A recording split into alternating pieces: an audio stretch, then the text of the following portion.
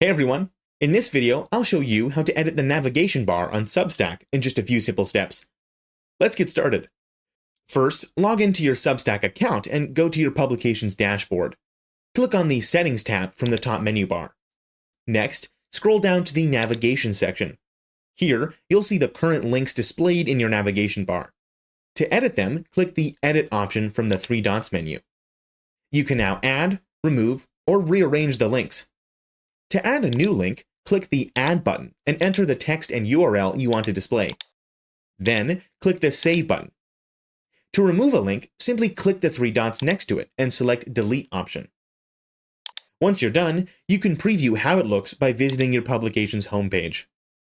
And that's it. You've successfully edited the navigation bar on Substack. If you found this video helpful, don't forget to like and subscribe for more tips and tricks. Thanks for watching, and I'll see you in the next video.